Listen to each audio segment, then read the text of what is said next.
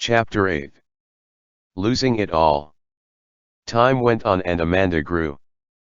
But we didn't grow apart. I went to all her birthday parties, spent Easter, Thanksgiving, and Christmas with her, and was allowed to see her on weekends. But being the dad I was, I wanted more, and when I couldn't get it, it left me feeling confused, angry, and lost. The result, I pushed myself deeper into espiritismo. I immersed myself in a world of witchcraft parties, cleansing ceremonies, tarot card readings, and promotions to higher demonic ranks, learning new secrets. I liked learning more about the religion. How demons liked things done for them. Which ones liked blood and which ones preferred roosters or birds. I learned the different languages demons spoke so I could understand them. It was something like those hallelujah people who spoke in a strange language themselves. Higher levels brought new challenges and new skills. Each time I predicted someone's future, my powers increased, and with each increase unsuspecting people fell prey to whatever I told them. Things only they knew about. This left them in awe, allowing me to do what I had done to others. Reach down into their souls and drain them of their only means of protection, the power to resist the dark forces of espiritismo. Recruiting souls became my passion, a mission I lived to fulfill daily for the spirits I served. By this point, my nightlife at the clubs was out of control. As much as I wanted to stop, a power stronger than me kept dragging me back. The clubs became like a playground for me. It was there that I started to recruit people into the dark side, introducing them to the religion. It was an addiction that kept me out many nights until the next morning. I always hoped those I came across were the so-called Christians. They were my favorites. I was eager to challenge their faith and what they believed to be the truth. By getting them to agree to do a fortune reading, they allowed me to usher them through an open door to the satanic world. I exposed them to an evil they had no idea of, an evil that would bring all sorts of misfortune upon their lives. They always thought they had it all together and were better than others, and that the world I lived in was not good enough for them. How I hated hearing them talk about this man called Jesus and how much he loved them. To me it was foolishness, and they deserved to be punished. That's what made them my favorites. Oddly enough, Christians weren't all that hard to find in my world. Witches and warlocks threw house parties all the time, and often they would invite friends who claimed to be Christians. People who didn't know the secret lives we carried on apart from our jobs and daytime facades. I strolled into just such a house party one night and scanned the room, reading the vibes that came off the people there and asking the spirits to direct me to the souls that were ripe for the plucking. Julio, the man who hosted that night's party, flagged me down when I stepped through the front door. "Hey, John, you made it? Come on over here, man. I want to introduce you to someone." I nodded back at him and headed in his direction, taking long, deliberate strides. I could see the guy he stood next to sizing me up, thinking, who is this tall man dressed all in black? I sensed a vibe of fascination. And maybe a little fear. Perfect. "What's happening?" I said, as Julio and I shook hands. I darted my eyes to the stranger by his side. "Oh, yeah," Julio said, "this is my friend Chris. He goes to church. You know, one of those holy rollers." He jabbed Chris with his elbow and the guy laughed. "How's it going, Chris?" I said politely, extending my hand. "My name is John." And then I stood back and watched the situation for a while, letting Julio and Chris banter on about nothing as the wine flowed and their tongues got looser. Every now and then I interjected something humorous into the conversation until Chris warmed up to me and regarded me as a new friend. Excusing myself, I mingled throughout the party, renewing old acquaintances and making new ones. Sometime later that night I waited until the spirits told me it was time to invade Chris's spiritual space. I strolled over and refilled my wine glass next to where he was standing. "Hey, Chris, we met earlier," I said. "Nice party going on. There's a few cute girls in here." "Huh?" Chris smiled in recognition. "Oh, yeah. John, right?" "Yeah, dude, I know what you mean. I've been trying to chat up a few girls but no luck so far." I ignored his comment and went in for the kill. "You know, there's something interesting that I know about you that the people in your life don't know." Caught off guard, Chris laughed awkwardly. "Well, tell me, what do you know about me that nobody else knows?" The suspense is killing me.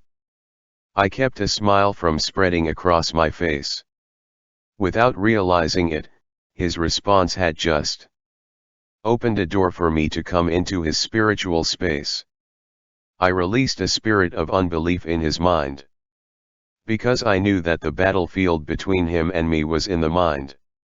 If I was able to capture a person's mind, I was able to capture their heart, and that's how they became my victims no matter where I met them: lounges, subways, house gatherings. I told him what had happened in his personal life that no one knew about, the skeletons hidden deep in his closet even though he claimed to be a Christian. I fought hard to keep a sneer off my face. As I watched Chris's wide-eyed stare turn into a look of desperation and fear and, finally, helplessness. He was totally drained. It felt like I was choking him to death slowly, and I got a sense of power and enjoyment, ripping him open spiritually. I left him so dazed by my powers that he was already drunk in the spirit from the taste I had left behind. Eager to prove my powers, I took every opportunity to show off the superiority of my religion. And sometimes that resulted in a battle of wills and egos between me and a good friend who was Muslim.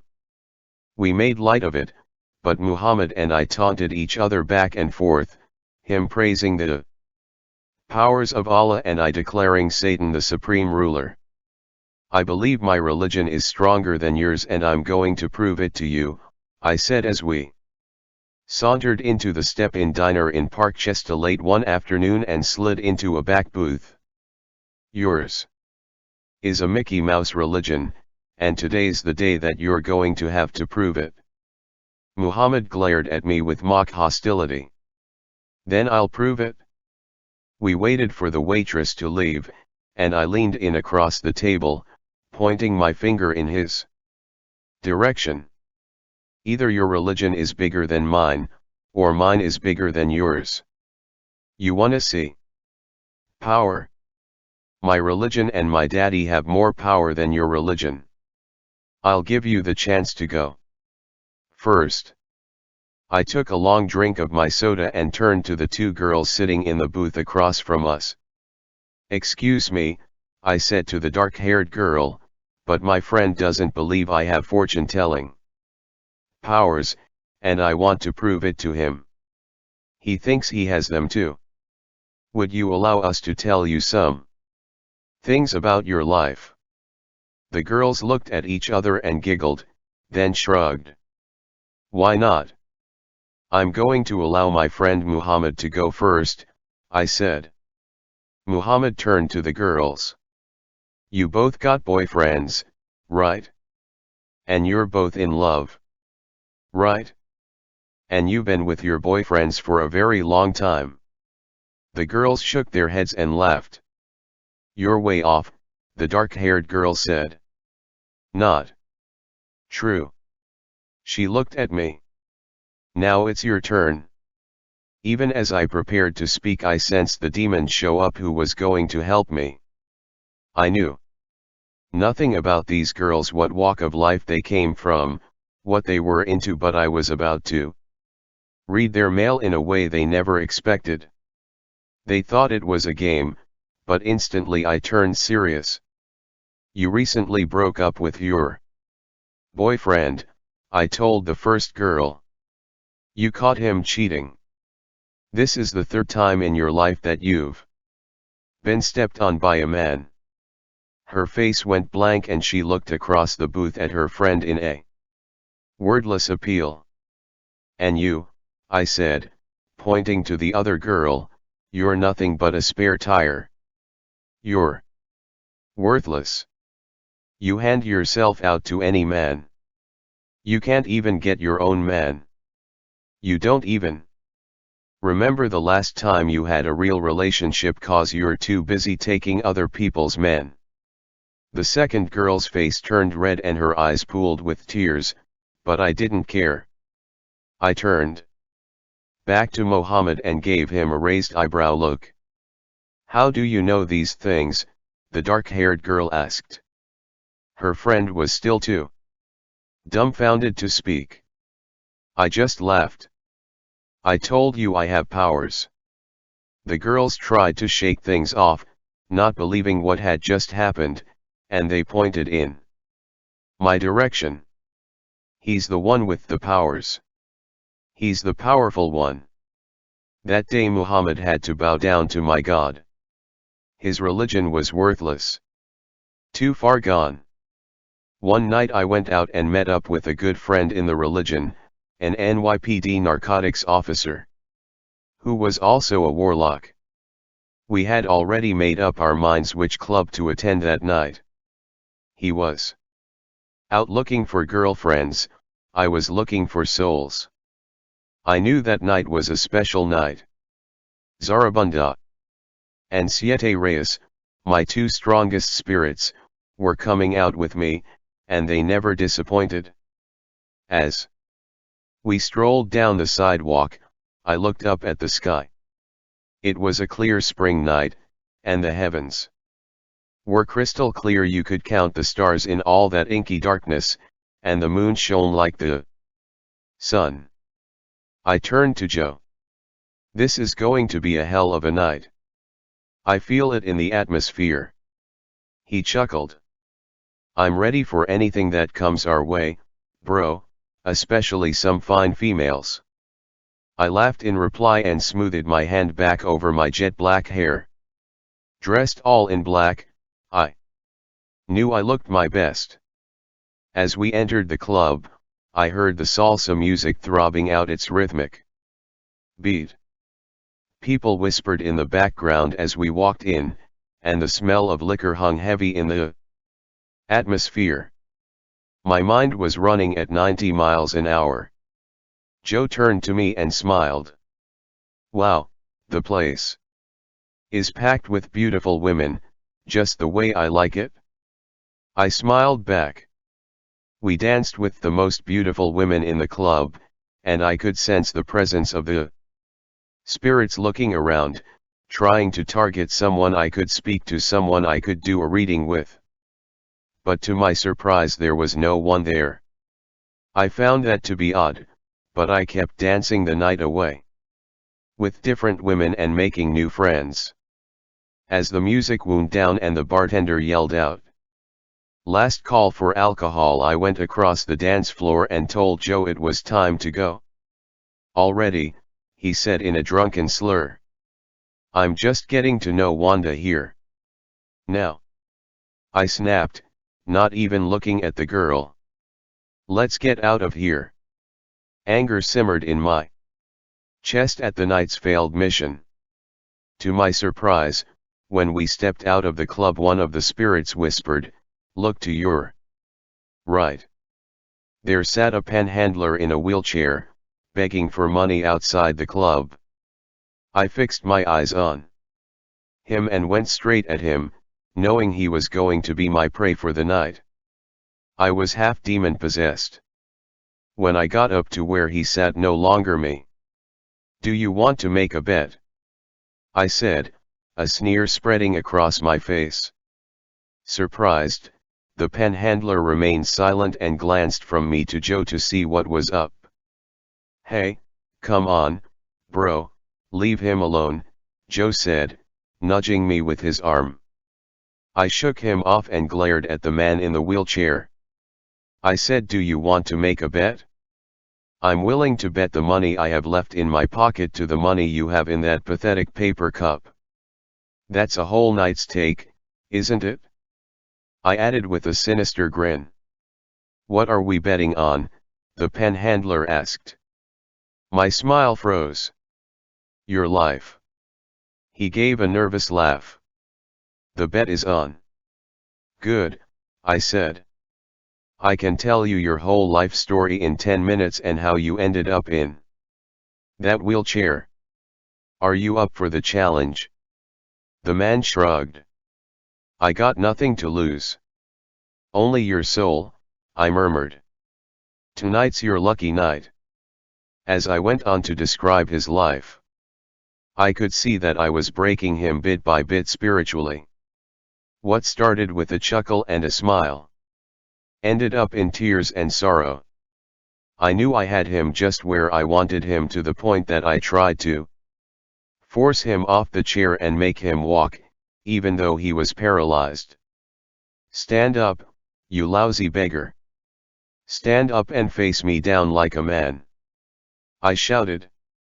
The panhandler crumpled over in his wheelchair and covered his face with his hands, his sobs escaping into the now silent night. Joe stood by with a blank look on his face. I knew that as soon as I was done with this man, he was destined for hell. As I won the bet and left him sobbing in a pool of tears, I took his cup full of change and threw it into the street. Before I turned to leave, I leaned over the man and said in a low voice, "You're a waste of a life on planet Earth. Nobody loves you. Why don't you do yourself a favor and die?" "Now it's time to go," I said to Joe, jerking my head in the direction we should walk. I could hear his voice cracking as he tried to speak up, like he had a knot in his throat. All that came out was, "John, John." I looked up and saw tears in Joe's eyes. "What's the matter?" I spat out. "You can't handle it? Aren't you a devil worshipper as well?" "As I am." He just stood there, shaking his head.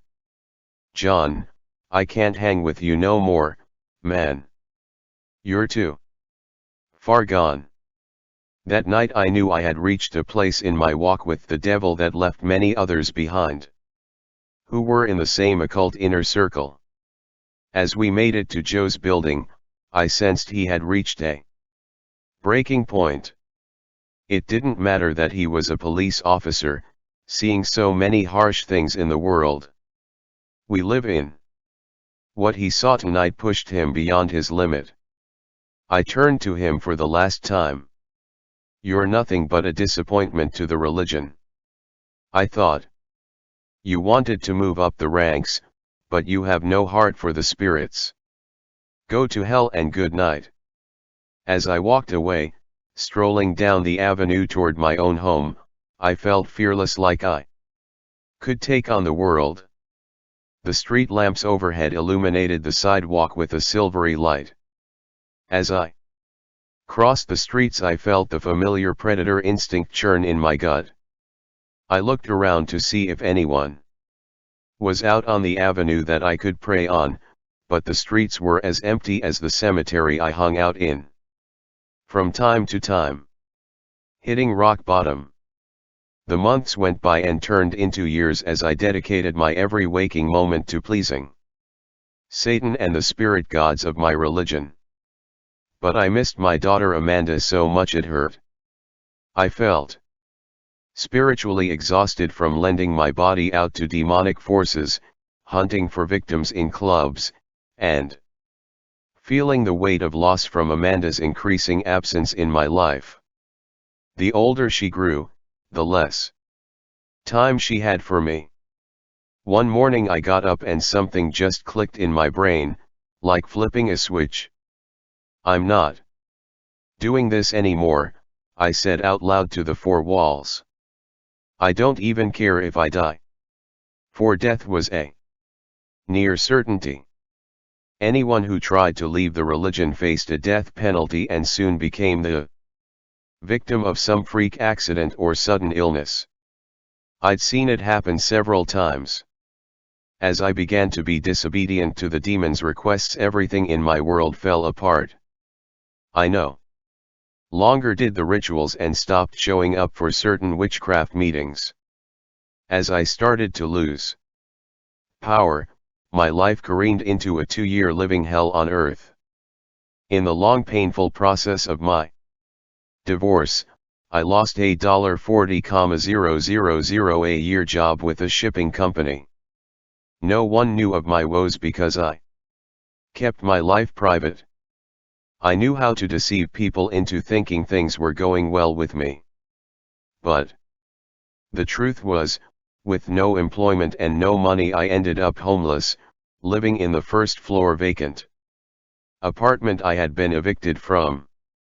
Every night I climbed through the window just to stay off the streets. During the day I roamed around like a zombie walking the earth, not having a clue or sense of direction.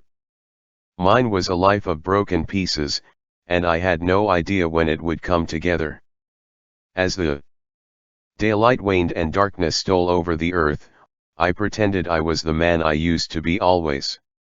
Having somewhere to go, something to do, people to see. I would roam until late at night, walking the streets of Castle Hill in an aimless rhythm. Every corner I turned showed nothing but concrete sidewalks and concrete buildings, with the smell of death in the air. I wondered how much time I had left here on earth. As I approached my old apartment building, I looked around to make sure no one followed me home before turning the corner into the dead-end street the apartment faced. I acted like I was looking for something on the ground, then jumped up, opened the front window slightly, and dropped into the empty, dark apartment that I called home. Curling up on the bare floor, with no heat to stave off the freezing cold, I fell into a fitful sleep. But oftentimes sleep eluded me and I would stare at the empty apartment that once had been filled with life. In my mind, I could hear the laughter of my daughter as she ran around the apartment. I envisioned her playing in the center of the room with all her toys and dolls. I could hear her calling my name, Daddy, Daddy. When I eventually fell asleep, I would awaken in the middle of the night, hoping she would be there so I could hold her and kiss her, letting her know how much I loved her. But instead of Amanda's little girl giggle, all I could hear now was the sound of rats running across the living room floor. This was my reality, and I could not wake up from it. I cried myself to sleep on the cold hard floor surrounded by darkness, a cruel reminder of what my life had become, dark with no light. Where had I gone wrong? Life had no meaning anymore. All this went on until I landed on public assistance, and eventually I found an affordable apartment on McGraw Avenue across the street from my mother's building. Stolen sight. Because I didn't return to the religion fully, a deeper punishment came, a curse that harkened back to my childhood initiation into Santeria. Your son is on the verge of losing his sight. I remembered Cookie telling my mother when I was just 10 years old. Now the old curse had come to claim me because of my disobedience to the spirits. Out of the clear blue the retinas of both eyes began to detach. To correct this, I had one operation after the other, a total of 7, but to no avail. I was completely blind. It is one thing to be born blind, but quite another to lose your sight after seeing the sky, the birds, the faces of family, friends, and even those you hate. What had life done to me now? After 30 years of seeing everything I wanted to see, now I couldn't even see my own hand in front of my face. Was God punishing me? Or testing me? Why? Would I be able to see for 30 years and suddenly not see at all? Each blind person's experience is unique. For me, it was like a grayish mist came down over my vision, or like a cloudy day sitting on top of my eyes. What an experience!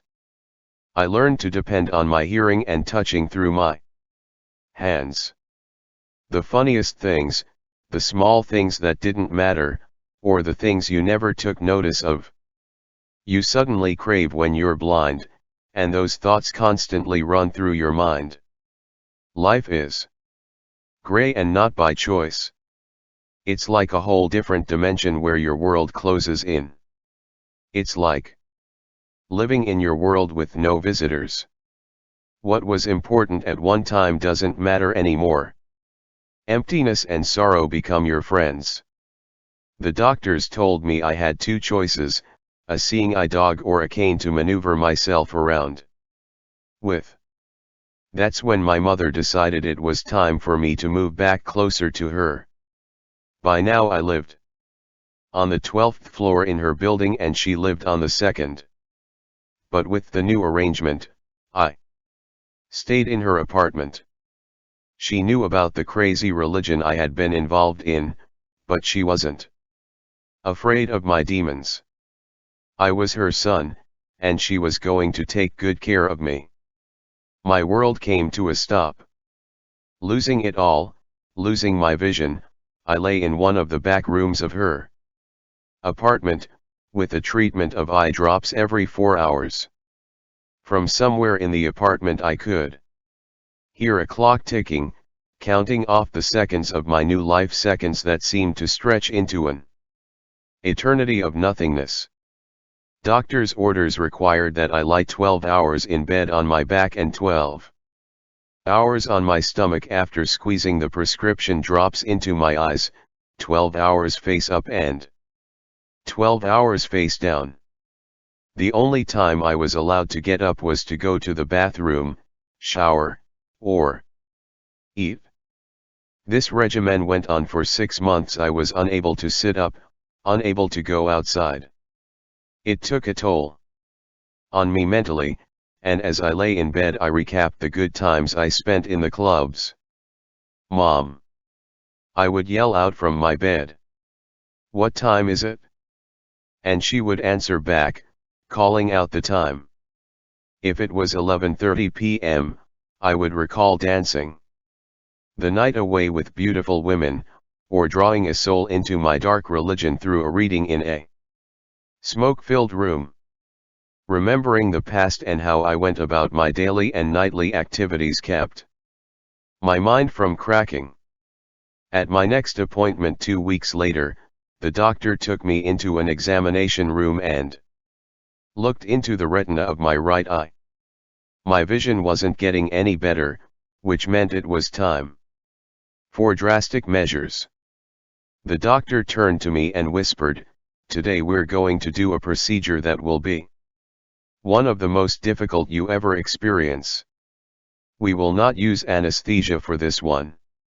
As he got up, I looked the doctor straight in his eyes and said, "Do whatever you have to do. It's fine with me," not realizing what was about to take place. The doctor reached out for one of the longest needles I had ever seen. The thing must have been about 6 or 7 inches long. As he came back and sat down, he said to me, "You must be still. And grip the chair with both of your hands and look toward me." Don't even blink your eye. I'm going to insert this needle straight into your pupil so it can hit the back of your eye behind the retina and form an air pocket. That will allow your retina to heal faster. When he stuck the needle through my eye, I gripped the chair with all my might and felt my blood run cold. I was not able to move or blink as he kept pushing the needle deeper into my eye. But no matter what the doctors did, the disappointment in my mother's voice painted a picture I didn't want to see. I would be this way for a long time to come. During my follow-up appointment I got more bad news. I already knew I had low vision, but now the doctor used a term that made my stomach feel like a bag full of rocks, legally blind. In late fall of that year, I met with a counselor from the Commission of the Blind for my interview, and my case was accepted. From there, I was evaluated and placed into a program tailor-made just for me while counselors monitored my progress. I would learn to do all the things blind people do in order to survive. One morning after almost a year without normal vision, I got up and felt something strange in my eyes. A tiny bit of light shone through. "Mom, come quick." I called from the back room of the apartment. "What is it, John?" my mother said as she came through the door. I held up my hand and waved it back and forth in front of my eyes. A glimmer of light from the window created enough illumination for me to see the movement, slight though it was. "John, are you saying?" Her words dropped off, and her voice caught in her throat. "I can see." I was allowed to go out regularly under supervision, and in time my vision returned fully. I shared my experience with members of the religion, and soon after I returned to witchcraft with a new devotion. How I thanked my fellow witches and warlocks for praying for me, and for all the spirits for helping me in my time of need. My gratefulness propelled me full force into the dark side, serving the devil and casting spells on those who got in my way. I also remained faithful in luring new recruits from bars, clubs, lounges, wherever I could find them. I would prey on people by telling them their fortune and then destroy them. A flying demon. Now that I was rededicated to the demon world, the spirits gave me a new assignment and the power and ability to go with it. At night as I slept, I was able to leave my body and fly over neighborhoods, hurling taunts and curses down on the people who lived within their borders. Caught in the grip of strange dreams, I would catch myself being transported into different neighborhoods within the 5 boroughs of New York City. These out-of-body experiences allowed me to have dominion over the communities. I felt diabolical, devilish, like a vampire, and knew they had nothing on me. Sometimes I would even land and walk around the neighborhoods, bringing curses, bad luck, and the witchcraft aura. Oddly, however, in some neighborhoods I met with strong resistance and at first couldn't understand where the opposing power came from. In these neighborhoods, people were waiting for me to land. I prepared to curse the neighborhood, but when I landed a mob would chase me for blocks, and I couldn't curse them. Frustrated, I would fly off again, hovering as high as the street lamps, and they would look up at me. Finally I realized these were the nasty Christians praying for their neighborhoods, their communities, their families, the prayers of the people I hated the most. Wherever these praying Christians lived, I couldn't penetrate the neighborhood. I got in, but I couldn't do the evil acts I had come to perform. So I would move on to the next neighborhood. This was my calling, and it was also what I loved to do.